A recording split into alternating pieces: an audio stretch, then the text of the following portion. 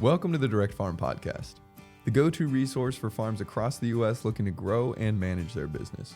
Tune in weekly to hear tips and tactics from our most successful farmers on how to increase sales, access more customers, and save time and money. We'll also speak with industry experts, business leaders, and partners to share the latest farm business trends selling direct to market. Welcome to the Direct Farm Podcast. I'm Rory, your host for today's episode. We've got a great conversation for you today with members of our Farm Advisor Network, Liz Mason of Honeybee Hills, located in North Carolina, and Tom Bennett of Bennett Farms, located in Michigan. Welcome, Liz and Tom. Today we're kind of doing a different style of podcast. We'll be kind of doing a roundtable discussion, focusing on the topic of starting a farm from the ground up, which you guys have done. So I'm really excited to jump in and hear your stories and experiences and how you've started without former backgrounds or experiences in farming, and then building them into the successful businesses that they are today. So to start out and catch everybody up, could you just share a little bit about what led you to start farming and an update on kind of where you're at today with your farms? And Liz, if you want to go first, go for it.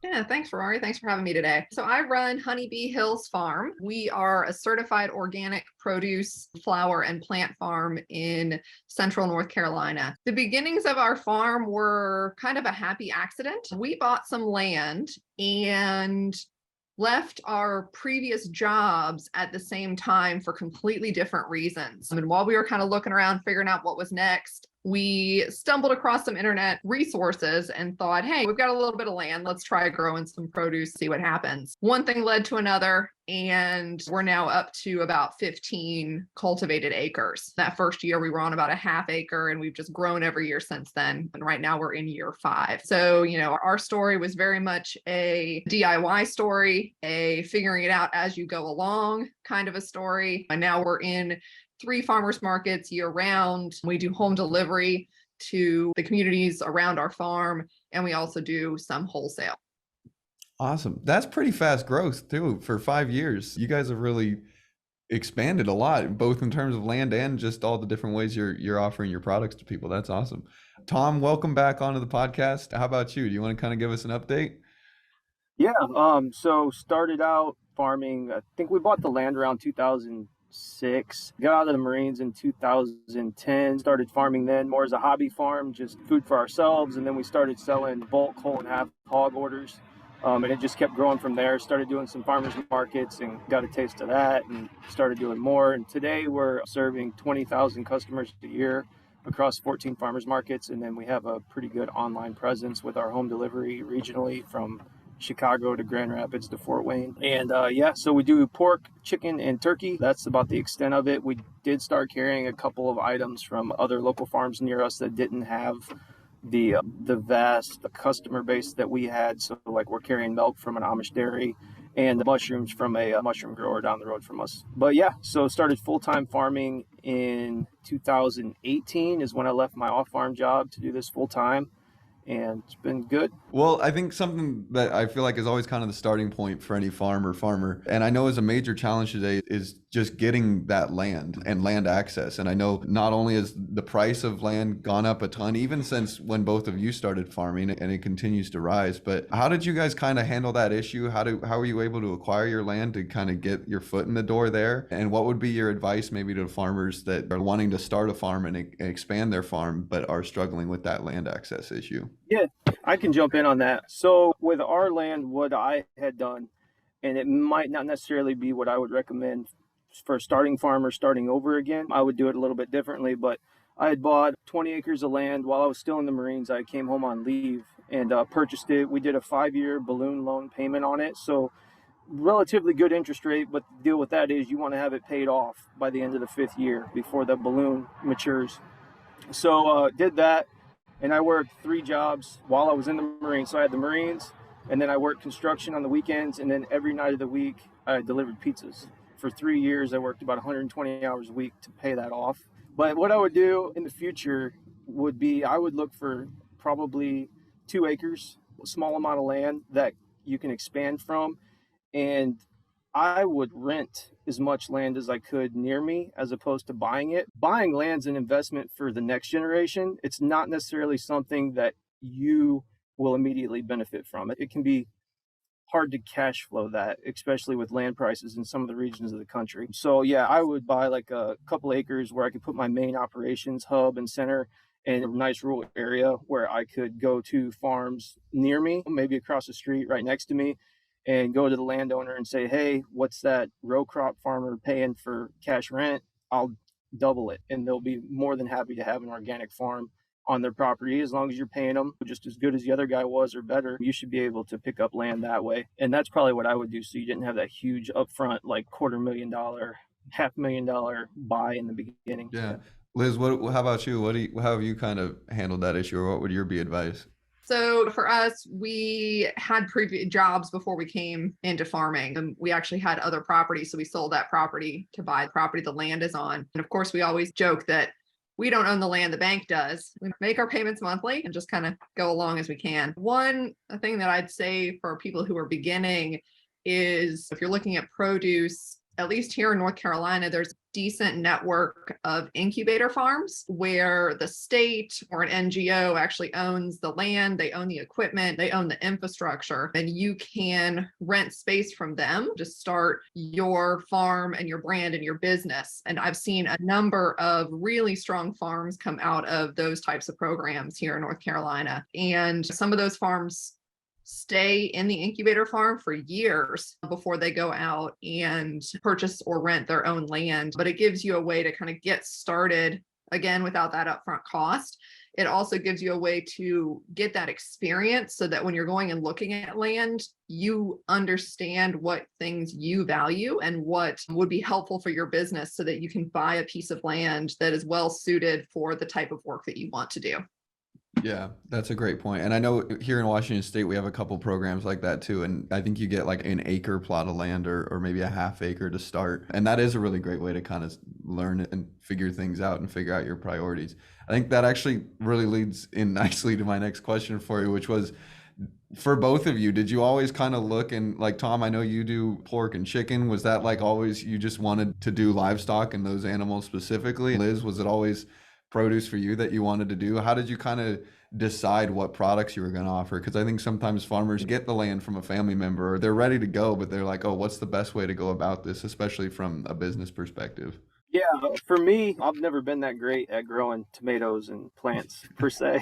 It's not my specialty, and I was just more attracted to the animals side of farming, the livestock. Went with pork and chicken because initially it was the lowest barrier to entry, and then had planned on doing beef at some point, but we've been successful enough with the pork and chicken. We don't have any time to expand into other products. I mean, right now we're selling as much as we can produce, as fast as we can produce it with that. So why try and reach for something else when we haven't tapped out what's currently working? But yeah, we'll probably always stick with the livestock. It just kind of suits my personality better and what I like to do. And those veggie guys, man, they work hard. like that's a lot of work, harvesting vegetables and stuff. Like, I would assume, I'm not a vegetable person, but Liz is. I'm assuming that most of your equity in your product is tied up in labor for the most part. Like, you've got a lot of labor cost, as to where with meat and poultry, I mean, we're spending $100,000 a year on pig butchering, $90,000 a year on feed bills. I mean, chicken butchering's $40,000 a year.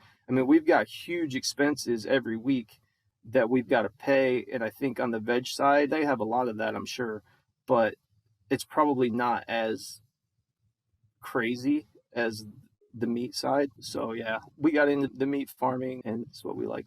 Yeah. So you might be able to tell from my farm name, Honeybee Hills Farm, and the fact that I don't sell any honey, that we weren't really sure what we wanted to do when we first got into it. I had been keeping bees for 10 years before we started the farm. And so I thought that was one of the directions we were going to go into. But then it turned out that beekeeping in the northern part of the US is very different than in the southern part of the US. I mean, there's a lot more challenges down here as far as varroa and disease and whatnot that make beekeeping a lot bigger of a job than it was where I was used to. So we ended up going into produce because that was the type of product that suited the land that we had bought. We talked with people about expanding into livestock, but just given the terrain that we have, and we have a lot of little fields split between different places, we looked at a couple different things, and that was what we figured out would work best for the land that we had. Awesome. This is kind of going back to the first question, but I was curious, as you look ahead and maybe do think about growing your land and to increase the scale of your guys' businesses, does that kind of seem intimidating to you, or does that worry you with how that game is kind of being played right now? It's probably depends a lot on which part of the country you live in. My perspective might be different than a lot of other people. Like our farm is surrounded on three sides by 100-acre tracts of land that are being farmed by farmers that are in their end stages of life. Probably, I mean, unfortunately, one of them's a widow. Her husband passed away a long time ago. I know that'll come up for sale at some point in the next 15, 20 years, most likely. So as long as it doesn't turn into a subdivision. But no, I think I'm done buying land, actually. I'm going to be in the renting game because I don't need to buy it and pay it off for the next 30 years. I'm 39 right now. It doesn't make sense for me. I bought my first piece of land when I was 20. This late in the stage of the things, I'm just going to rent and use land as a tool.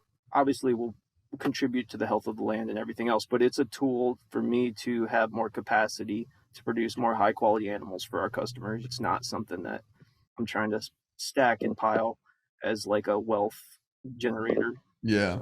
And Liz, you guys still have quite a bit of room to expand, correct? No, we're fully built No. out. Wow. So is that something that you guys have thought about? Absolutely not. Moving equipment for produce is substantial. And so just the amount of infrastructure, tools, and resources that we have, the idea of having to double that up on a different property holds no appeal to me. We've also kind of maxed out where we want to be as far as retail sales go. I'd always like a little bit more. We can comfortably manage 2 Saturday markets ourselves. We did 3 for a little while, but having to hire staff to do it just did not work out very well for our business model. And so we're kind of where we need to be on the retail side, and there are diminishing returns on the wholesale side. Mm-hmm.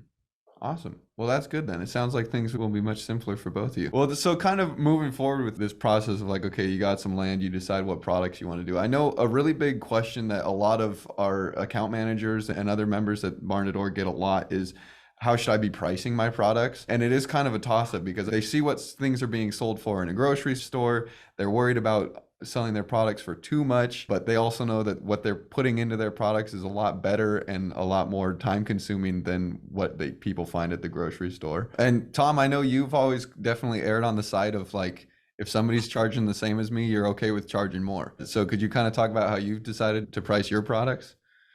Yeah, I think we wanted to make sure that our margins were good on our inputs first. So we started out that way, looking at like a whole animal unit, like a hog, and breaking it down into all the cuts and then valuing each of the cuts to get us to a certain amount above what it cost us to raise and market and sell that animal. So that way we have a healthy profit margin on everything that we're doing. So we've never wanted to be the cheapest in any given sector, and we're not usually. So it's just, we can't keep stuff in stock. I mean, that's the thing, is like we're doing 300 hogs a year, 5,000 chickens, and I can't process fast enough. We have all our processing dates are set, but the thing is, like, I could sell 800 pounds of bacon in 14 days. We sold 600 chickens in a week and a half when we got our first batch of chickens. Like, that's the issues we're facing. So we can price it whatever we want. And then if we go too far with it, then obviously we'll have stuff in stock a little bit. So, Yeah. but we're trying to be fair. When I first got into this, before I knew anything about farming, I was just like, I can do it better. I can do it cheaper. I can compete on cost. We'll be the farm for everyone. It's just not possible. Like, once you get into it and start looking at the processing costs and stuff, once you've actually done it for a little bit, you'll quickly realize, like, you ain't going to compete with Tyson, so don't try. Like, they can't compete with you on quality, but you're never going to be able to compete with a box store on price. I don't go to box stores and look at prices and say, oh, maybe I'm a little high, a little low. No, it's not the same. It's like comparing a Ford Escort to a Ferrari. Like, yeah, they're both cars, but they're completely different. Like, you can't compare those two. So, yeah. Yeah, that's a great example. Also, that's a lot of bacon. Liz, how about you on the produce side of things? I know it's definitely a different game for you. How did you kind of decide where your price line should fall for your products? Yeah, so for us, it's kind of a similar approach, except that, we don't have public tables published by the state or anything to reference to. But we are active in our local farmers markets. And so we do, our market research there and kind of see what the prices are. We are usually priced kind of towards the top of the market. We're one of 2 certified organic producers in our area. And so for us, that adds cost, it adds value for the customer. And I think from a quality perspective, we're certainly at the same level as some of our competitors. And so our prices tend to be towards the top end of what you can find at the market. I was curious, have you guys adjusted prices much? Like I know, Tom, you kind of said when you originally started, you were like, oh, it'll be the farm for everybody and everything. Have you guys had big changes in how you've decided to price your products, especially maybe with going up in your pricing and thinking like, actually what I'm doing is worth a whole lot more than I thought it would be? Our very first farmer's market, I was charging $3 for a bag of lettuce. And I think my other local farmers let me go 2 or 3 weeks before somebody kind of pulled me aside and shook me a little bit and was like, have you done the math on what it cost you to go pick this lettuce? And I was like, well, no.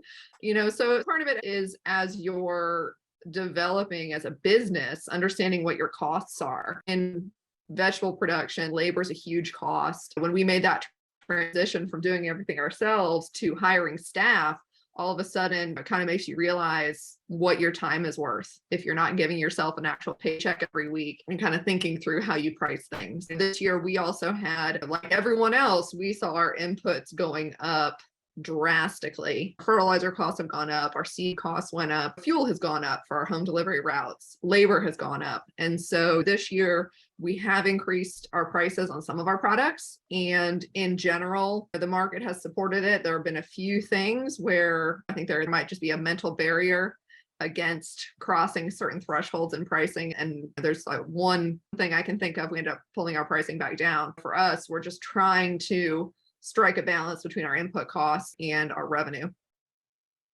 Awesome. And I know we've had Paul Grieve on before too, and he'd always talk about like people typically only really know what the price should be of a few items, and so they'll kind of base their perception of things around those few. It was like a dozen eggs, a pound of ground beef, and like a whole chicken or something.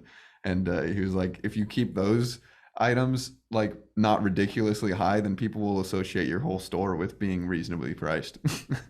That's a very intelligent comment. I like that. So kind of moving forward, and I think all of you just looking at your Instagrams and things have some sort of like custom packaging and things. And I know getting started, that can seem like a small detail. And then you're like, oh, wait, how do we actually figure this out? And I know it comes up in Connect a lot with you guys as well in the office hours sessions. How did you go about getting packaging, which sounds like maybe the most boring question ever, but how did you get custom packaging or packaging for your products, especially when you're doing like home delivery, which I think all three of you do? So for our private labeling, we just found out from our USDA processor who they were using to make their labels and then contacted them. And that worked for one of our butchers. We have to use 2 different label companies in 2 different states for 2 different butchers that we use.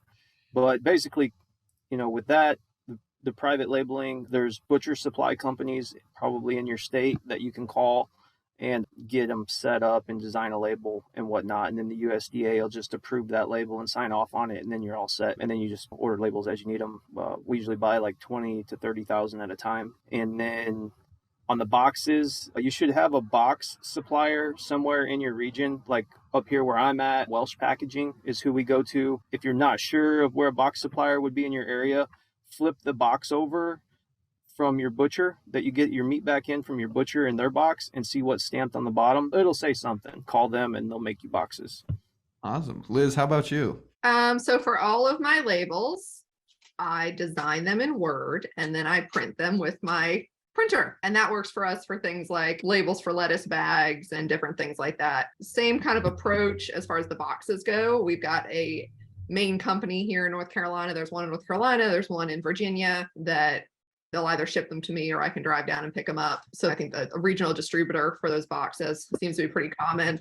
And then for some of our like plastic packaging, I kind of went around the market and looked at other people's packaging and just asked them where they got it. So there's one specific bag that I really like for our lettuce mixes. And there's a company in Wisconsin who has those bags. And so another farm and I, a couple times a year, we put an order together and do a big order and have it shipped down so we can split the shipping costs.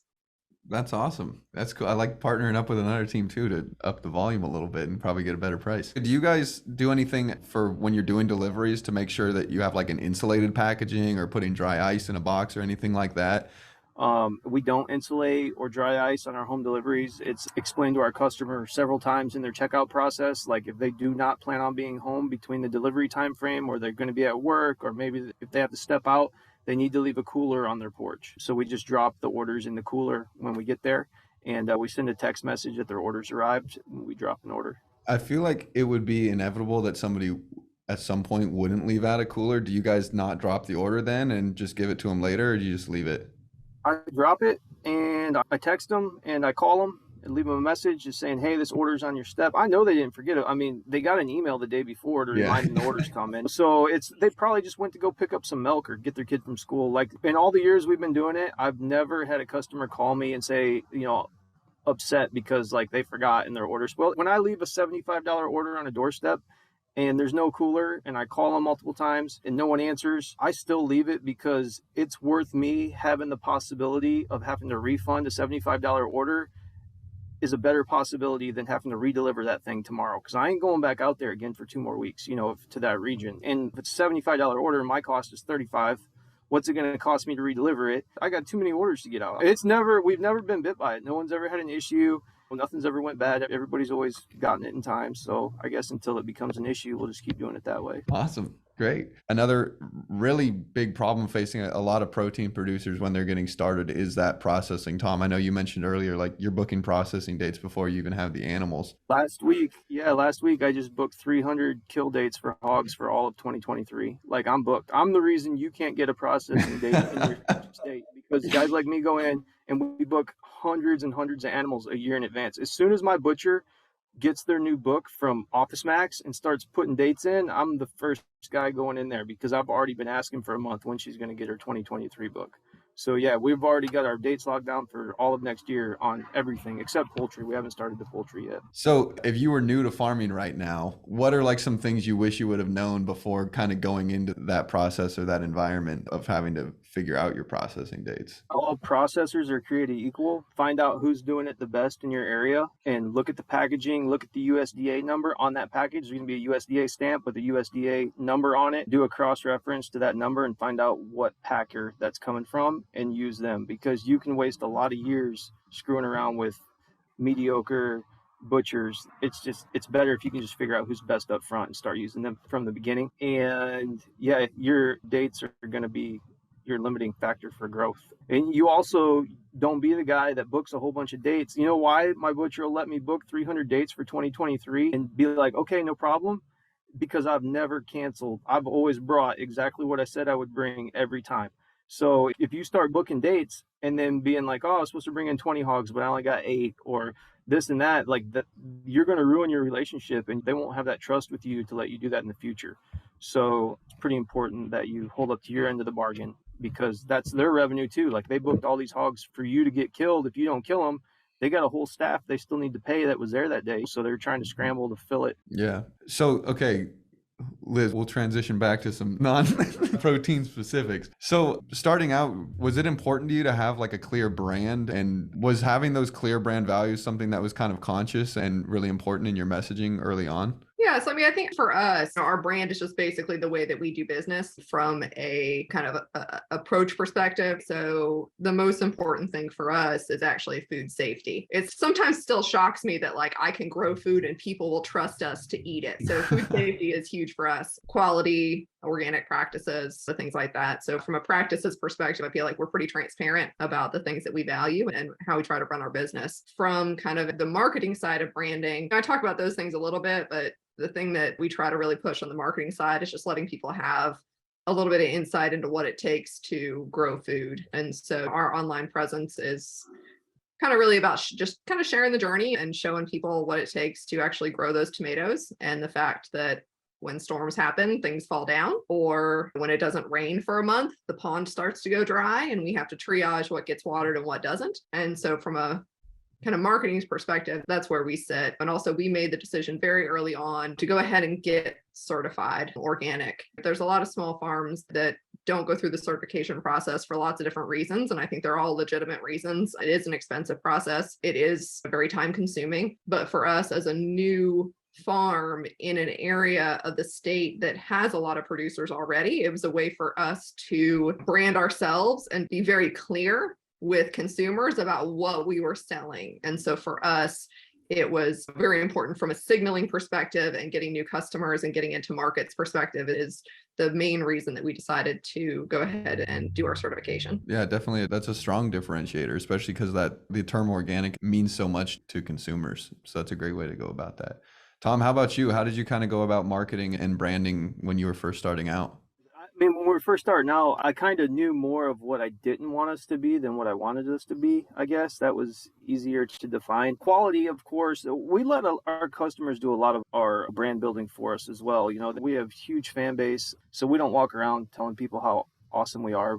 Take our word for it. Like, we let our customers do that for us. We built a pretty cool brand. I mean, it's fun, quality, transparency. We have an open door policy on our farm, so we don't spend all day telling people how we raise our animals. Like, they know, they can read our website, they can see that, and if they want to come out, they can come out and see it. So we had like about 60 families come out month before last, I think, and tour our farm. Ton of good pictures. We were able to use a lot of that on social media to kind of promote like the farm tour. I want our brand to be fun and hip and like relevant, like in today's environment. You know, like a lot of the chefs and restaurants, they do a pretty cool job like promoting their brand, and I kind of started to emulate that somewhat. So locally, everybody knows who we are within the region. I was in Target 2 weeks ago, and the guy checking me out, he's like, "Are you that guy from Bennett Farms?" I'm like, yeah, who are you? He's like, "Oh, I follow you online." I'm like, "Oh, that's pretty cool."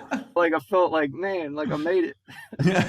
But Celebrity farmer. yeah, my wife, she was at an office somewhere taking care of some business, and a lady was like, "Are you related to Bennett Farms?" And she was like, "Yeah, I'm his wife." And she was just blown away, like, "Oh my God."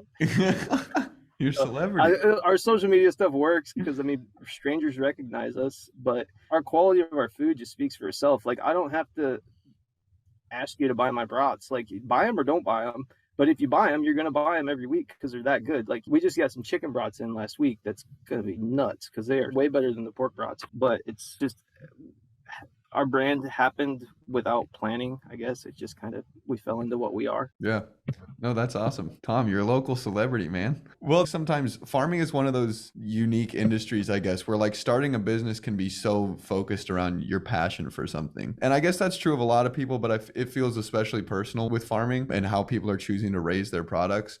But like to stop and look at it from like the business and financial perspective, what are some of the things that people might not think of that they should have planned out before they jump into this? And maybe Liz, to start with you. Yeah, so I think with farming, understanding what your financial goals are for yourself or your family is really important going into it. I think a lot of us can put our hearts and souls and all of our energy into something without really paying attention to what we're being paid to do it. And that works at the beginning for a lot of people. But if you're not clear about where you need to be as a family and what your revenue needs to be, it can get pretty tricky pretty quickly. And so whether that means somebody has an off-farm job, which a lot of people do when they're starting out, or if that means putting more labor into it yourself versus hiring other people to do things, understanding your financials is super important. You know, as a farm, I think we were at the beginning a little too focused on revenue and not paying attention to profit, you know, especially in produce where your yields can be wildly different from season to season and year to year. It's really hard to do projections. We were also a business that, you know, we essentially came up through the pandemic. And so the sales curves went way out the window, just thrown away when the pandemic hit. And at least in our region, there was an interest in local foods and an interest in farmers markets. And so making sure that you understand not just your revenue, but also kind of the profit side of that equation and understand how much time you're putting into it and how much you're getting paid. Yeah. Tom, how about you for like kind of the early things that people might not think about when starting a farm business? Yeah, you're going to have mornings when you wake up with anxiety when you start a farm. I mean, there are real financial issues that you will face, and that's what's going to weed you out from someone who decides to keep going and someone who just quits and goes back to their day job. But once you get some things figured out, it does get easier, you know, after the third year or you get a few years into it. A lot of your costs are going to be one-time things for the most part, so you won't always have those going into the future. But one of the biggest things that has helped me go from being a farm that was constantly worried about financial situations to be in one that where like life was good. Like this works. I mean, obviously you're going to make a lot of mistakes in the beginning. You're going to overspend on certain things that you don't need. But I found a book. It's called Profits First by Mike Michalowicz. You know, it's kind of one of those cheesy marketing books, but there's a lot of good golden business nuggets in there for creating a farm that will actually pay you an income. The book's based on helping any business, but it's an entrepreneurial book.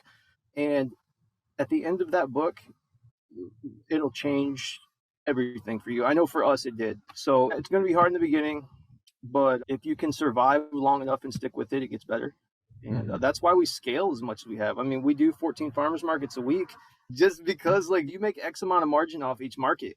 I need 14 markets. I would do 28 markets if I could. I mean, one of the reasons I love farming, okay, first of all, so like there's a passion in it for me there, but also one of the things that kind of had me fed up with my day job previous to farming was like I capped out like my growth potential. Like I was there. Like I don't like having a ceiling placed over me. Like I want my growth potential to be unlimited. So even if I don't take full advantage of it, at least I know that no one's holding me back as far as that goes. So one other thing too, when you're thinking about what you're going to farm is really kind of thinking it through where you're going to be able to sell it. I did not realize going in as an outsider how competitive a lot of farmers markets are to get into. At least in our area, you know, there are farmers markets that haven't taken new farms in for years and years, and those are some of the more desirable markets to be in. So especially if you're going into something that a lot of other people are doing, kind of figuring out how you're going to get into those markets or what your alternative is. Can you sell from your farm? Can you do home delivery? Can you build out a CSA program? You know, I think is important. Alternatively, trying to figure out like, is there a niche that's not currently being filled in your community and kind of targeting your products towards that. Yeah, no, that's a great point because I know that is a huge challenge for a lot of farms they're just starting up and they either can't get into a market, or I've also heard from other farms, it's like, oh, there's a market nearby, but it's like, there's no other farmers there. It's a farmer's market, but it's like, they're just selling crafts and different things like that. And so nobody's going there for food. And so that can be a problem too. So definitely like kind of doing that research before. And on the farmer's market, she's exactly right. Like some of the best markets take years to get into. Like we spent 3 years trying to get into one market and we finally got in. And it's amazing. And now that we're in, we're like, thank God they don't let everybody in because they would be inundated with so many farms that no one would make any money because customers like to spread their spending out across multiple farms. So if you're one of 3 meat vendors at a market, you're going to get a substantial amount of, but if you're one of 5, like there's ladies who will try and buy one item from each of the 5-10 farms, then that means everybody goes broke. So some of our local markets that aren't that great. I mean, we'll do 800 to 1,000 there in 6 hours, but then we go into Chicago and we'll do $3,000 in 6 hours. It's a huge difference. Yeah, no, definitely. Well, when did you guys feel like it was the right time to transition online? And when did that become an important decision for you, as well as like offering your products through a web store and ordering that way? When did that seem like it would be something you wanted? So we went online in response to the pandemic. If you had asked me the year prior, would I be accepting online orders and would I be running a home delivery business? The answer would have been absolutely not. But for us, 2 of our, at the time, 5 farmers markets closed down and the produce was already in the ground. Everything was planted. And so, you know, I went through a number of different systems to try to organize orders from people. My first one was like a Google spreadsheet where people could just go into the spreadsheet itself and type in what they wanted. I tried a couple different platforms that worked okay, but they were not great. And then we settled on Barn to Door because of the convenience of the ways that we work with our customers. And so now we do all of our home delivery through the online store. And then we also offer pickup at the farmers markets through the online store. We also manage our CSA exclusively through Barn to Door. And it just kind of gives me a place where, you know, all the information's in one place. I can manage my data better that way. Yeah. Tom, how about you?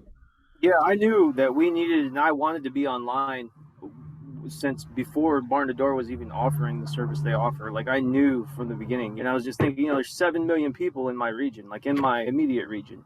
If I could just sell to 1 in 1,000 of them, 1 out of every 1,000, I'll be set. Like that, how do I get in front of that many people though? Because if I could individually pitch what I'm selling to 1,000 people, way more than one will buy. It became a numbers thing at some point, and the only way to get in front of that many people is to be online. It had been on the back burner for maybe a year and a half. I didn't realize the software and the technology existed yet. I started thinking about this, and I think I started with you guys in 2018, but I thought I was going to have to hire like a web developer to build an online store for me. And then you guys reached out to me, and I'm like, what? Okay. And your team was just like, here, send us your product list. Tell us that, like, we're going to do it all for you initially, like the setup. I'm like, well, okay, sold. Like, let's do it. And then, every week or 2 weeks, we would have meetings, and you would just kind of prod me a little bit to like, are you trying this? Are you trying this? And that was good because it kept me on track and focused, because sometimes I'm just too worried about actual farm operations. And it grew. And I mean, our farm wouldn't exist without being online. Let's put it that way. I mean, it wouldn't be, I don't think, sustainable, especially in the winter. During the winter, our online sales are what make us a year-round farm and get us through back to those summer markets. So Yeah. What would maybe be some advice you would give to a farmer who is newer to farming? Maybe they're just starting to do some products, either just right off the farm or to friends and family. What would be your advice to that person if they're looking at transitioning online but haven't made that jump yet? farmers markets help. I mean, because you can hand out your flyers and promote your online store at the markets. That helps. Google, you need a Google business page. I like constantly am preaching that to people. And some people don't even know what a Google business listing is, but you need a Google business listing because a lot of your traffic to your online store is going to come from cell phone searches. And you're only going to get out of it what you put into it. If you think that if you're just going to flip a switch and turn on your online store and sit back and like, oh, are we ready? I don't know if we're going to be able to pack all these orders. They're going to come in so fast. Like nothing's going to happen if you don't tell people it exists. You know what I mean? Like you guys provide the software and the technical know-how and marketing expertise, but it's on the farm to actually do the marketing. So you've got to go out there and self-promote what you're doing to people. Yeah. Yeah. Liz, how about you? So for us, having a weekly newsletter has really helped our online sales. And so I send out a newsletter every Monday, and that generates almost all of our online store sales for the week. People still kind of trickle in at their own pace. That's kind of the reminder, go place your order, see what's new, get onto the store. I think especially with produce, where our products are changing all the time, we have a built-in opportunity for marketing to give people updates on, oh, this week we've got zucchini, oh, this week we've got watermelons, and to kind of keep it fresh and encourage people to place an order as often as possible. Yeah. And Tom, you use the order reminders a lot too, and I know that you've had a similar experience to Liz in that. So I do the MailChimp newsletters, and that's a big cash generator. We do those about once a month. But then sometimes if I just want to get something simple out to the customers without going through the whole newsletter experience, I can just do an order reminder and send it out to all customers that have ever purchased through our online store that are in our email system. And it'll just be like a one sentence like, hey, we got this in stock today, or bacon's finally back. And that'll generate a substantial amount of orders as well. And it's super easy. I mean, I can do it in 4 minutes, not much to it. Awesome. Cool. Final two questions for you guys. You also both started doing delivery as well. Liz, I'm guessing it kind of ties into that pandemic that you've brought up a few times. So what went into that decision, and why did it seem like something you could take on? Because I know that delivery seems like a lot to a lot of farms. Yeah, so delivery was our COVID pivot for our business. Initially, it was really just to get volumes of stuff moving since some of our markets has closed down. But when they opened back up, we realized that from a staffing perspective, it was easier for us to hire a delivery driver than to hire help at the farmers markets. And so for us, delivery took the place of one of our Saturday markets for our revenue stream. And so it's just an easier way for us to reach customers than Saturday markets. Awesome. And Tom, how about you? When did you decide to take on delivery and why? We were doing delivery before COVID made it cool, so it was like we had it figured out already at that point. So that was helpful. Delivery just makes sense for us from a time perspective. Like I can go out and deliver $2,000 worth of product in 3 hours. I could send 2 staff people to 2 different farmers markets, and they could sit there for 6 to 12 man hours to move $2,000 worth of product. Like it's just, you can move so much more product, because it consolidates those orders from a week or 2 weeks into, one moment that they're all being delivered, and you can just move all that, you've got a lot less time and labor in it. And you're picking up customers that will never step foot in a farmer's market when you're doing home delivery. So it can be a completely different customer base. Yeah. Awesome. Well, to wrap things up, what would be your final advice you would want someone starting a new farm to know? What would be that one maybe key to success? You got to be willing to push through like the hard days. Like if you're the type of person that'll fold when things get tough, like just keep working your day job. I mean, you might like the idea of farming, like it sounds fun, but it takes strong-willed people to stick with this. It's not just running a business. You're the manufacturer, you're the salesperson, you're the distribution channel. You're doing everything. It's hard. So you got to really want it. Awesome. Yeah. Liz? Yeah, I think just to build on that, I think farming, especially coming in new to farming, kind of keeping an eye on everything that's going on around you and checking in with everybody, building a good team around you, whether that's your own family members or whether that's your staff, and just having an eye towards how can we make this better and how can we make sure that we're going to be here to last and be able to accomplish our goals. Yeah. Awesome. Well, thank you guys so much. I know we went a little bit over, so thanks so much for staying with me there. I want to extend my thanks to Liz and Tom for joining us on this week's podcast episode. Here at Barn to Door, we're humbled to support thousands of farms across the country, including farmers like Liz and Tom who implement sustainable agricultural practices and support their local communities. We're honored to get the opportunity to learn from our most successful farmers who share the tactics, resources, and tools they use to grow and manage their farm businesses. If you would like to connect with these farmers and any other farm advisors, attend Barn to Door Connect. You can register for weekly sessions at barntodor.com/connect. For more information on Honeybee Hills Farm and Bennett Farms, you can follow them on Instagram and Facebook. See Honeybee Hills Farm and at Bennett Farms, Michigan. Thank you for tuning in. We'll see you next week. Thanks for tuning in. For more free farm resources, tips, and tactics that our most successful farms use to grow and manage their business, visit barntodor.com/resources. Also, don't forget to subscribe to the Direct Farm Podcast to automatically download our weekly episodes. Thanks for listening, and we'll see you next week.